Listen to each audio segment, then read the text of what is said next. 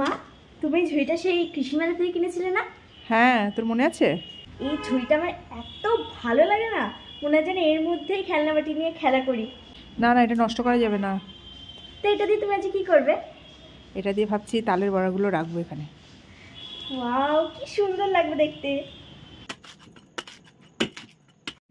এই বছরে অনেকবারই তালের বড়া খাওয়া হয়েছে, ভাবলাম আর তালের বড়া খাবো না, কিন্তু বরমশাই আজকে সকালেও একটা পাকা তাল নিয়ে হাজির। আর ডালটা এতটাই পাকা যে আজ যদি না খাই তাহলে কালকে একটু বেশিই মজে যাবে। আর সেই জন্যই এখন একটা নারকেল ভেঙে নিচ্ছি, কারণ নারকেল কোড়া দিয়ে তালের বড়া খেতে কিন্তু ভীষণ ভালো লাগে। সাধারণত আমার বরমশাই নারকেল ভেঙে দিয়ে যায়, কিন্তু আজকে সকালে ওকে বলার কথা একদমই মনে নেই। এখন তো ও কাজে চলে গেছে, আর সেই জন্য এখন কষ্ট করে আমাকেই নারকেলটা ভাঙতে হচ্ছে। আর এটা আমাদের উঠানের একপাশে যে একটা নারকেল গাছ দাঁড়িয়ে আছে, সেই গাছের নারকেল। এখন নারকেল পাকার সময় হয়েছে, মাঝে মাঝে কিন্তু দুই একটা নারকেল এরকম পড়ে যায়। আর সেই নারকেল দিয়ে কিন্তু এবারে তালের বড়াগুলো ভালোই খেলাম। এই দেখো ভিতরটা দেখেছো নারকেলটা কতটা পুরু।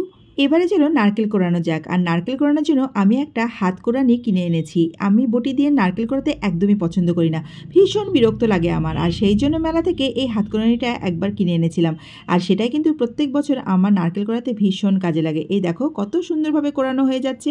তোমরা যদি মেলাতে কখনো দেখতে পাও তাহলে এরকম একটা কোড়ানি কিন্তু কিনে নিতে পারো। আর এই হাত কোড়ানি দিয়ে নারকেল কোড়ানোটা কিন্তু সত্যিই অনেক সুবিধা। দেখো কত সুন্দর নারকেল কোড়ানো হয়ে গেল।